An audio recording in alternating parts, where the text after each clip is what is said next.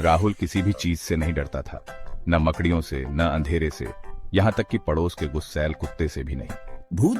Please, ये तो बस कहानियां हैं जो माँ बाप बच्चों को डराने के लिए सुनाते हैं। जब भी कोई भूतिया घरों या स्पूकी कब्रिस्तानों का जिक्र करता तो वो हमेशा उसका मजाक उड़ाता। भूत असली नहीं होते। उसे क्या पता था कि जल्द ही उसकी इस शक करने की आदत का इम्तिहान होने वाला था। वो पुराना स्कूल हाउस पहाड़ी पर एक भूले हुए सिपाही की तरह खड़ा था। उसकी टूटती दीवारें बीते दिनों की कहानियां बयां कर रही थी। कभी चमकने वाला पेंट फीका पड़ चुका था और खिड़कियां एक अंधे दानव की आंखों की तरह बाहर देख रही थी। ठंड हो रही है। बस हवा चल रही है। जैसे ही वे इमारत के पास पहुंचे, उनके ऊपर एक अजीब सी खामोशी छा गई, जिसने उनके उत्साह को एक बेचैनी में बदल दिया। प्रिया कांप उठी। उसने अपनी शॉल को अपने चारों ओर कसकर लपेट लिया। अमित, जो आमतौर पर तीनों में सबसे बहादुर था, उसने अपनी रीढ़ की हड्डी में सिहरन महसूस की। उसने इसे हंसी में उड़ाने की कोशिश की, लेकिन वह भी तापमान में अचानक आई गिरावट को नजरअंदाज नहीं कर सका। देखो, डरने की कोई बात नहीं है। राहुल अपनी बहादुरी का दिखावा बनाए रखने के लिए दृढ़ था। आगे बढ़ गया। वह स्कूल हाउस के पुराने लकड़ी के दरवाजे पर पहुंचा और उसे जोर से धक्का दिया। वह एक कर्कश आवाज के साथ खुल गया, जैसे कोई मुंह एक थकी हुई आह भर रहा हो। दालान में बासी हवा और भूली हुई चीजों की गंध आ रही थी।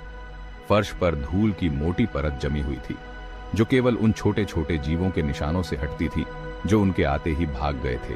हर कोने से मोटे और धूसर रंग के मकड़ी के जाले लटके हुए थे, जो पुराने स्कूल हाउस को एक भयानक खामोशी में लपेटे हुए थे। राहुल, प्रिया और अमित आगे बढ़े। उनके कदमों की गूंज खामोशी में गूंज रही थी। उन्होंने कक्षाओं में झांका। उनकी आंखें धुंधलके में ढल रही थी। बहुत समय पहले चले गए छात्रों के नाम के पहले अक्षरों से खुरचे हुए डेस्क टेढ़ी मेढ़ी पंक्तियों में रखे हुए थे। कुछ पर फटे हुए पाठ्य पुस्तकें खुली पड़ी थी, मानो समय के साथ जम गई हों। दीवार पर दुनिया का एक फीका नक्शा उनके छोटे से शहर के अस्तित्व का मजाक उड़ाता हुआ प्रतीत हो रहा था।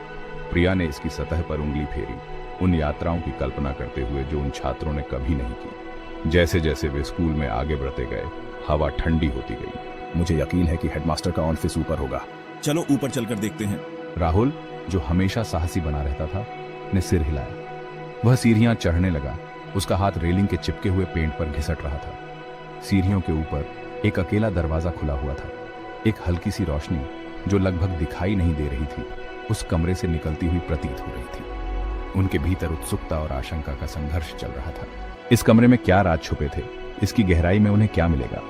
एक दूसरे को देखते हुए तीनों दोस्तों ने धीरे से दरवाजा खोला और अंदर चले गए। S1। वो क्या है?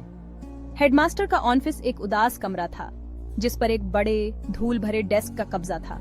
इसकी सतह पर कागज बिखरे पड़े थे, जो उम्र के साथ पीले पड़ गए थे और किनारों से मुड़ गए थे।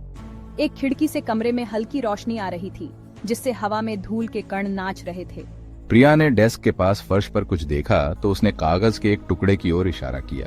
खबरदार, यह स्कूल भूतिया है। यहाँ मरने वाले एक छोटे लड़के का भूत इन हॉल में घूमता है। जब तक तुम जा सकते हो, यहाँ से चले जाओ। कोई हमारे साथ प्रैंक कर रहा है। राहुल ने कागज उठाया और उसे सीधा किया। कागज भुरभुरा था।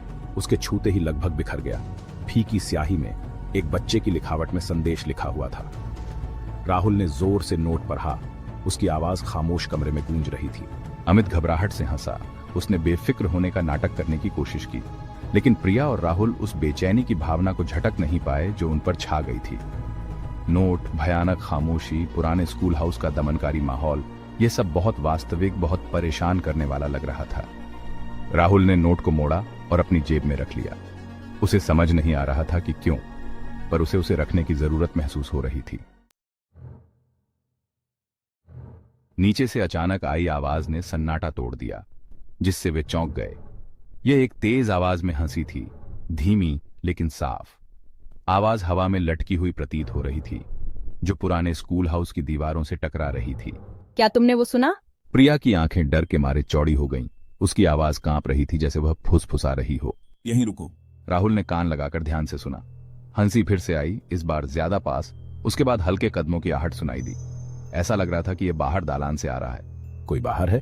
अमित का चेहरा पीला पड़ गया। उसकी बहादुरी जाती रही। राहुल ने अपने अंदर एकदम महसूस किया।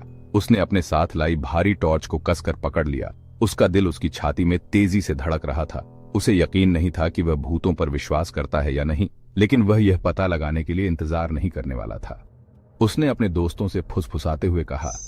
उसकी आवाज आश्चर्यजनक रूप से स्थिर थी।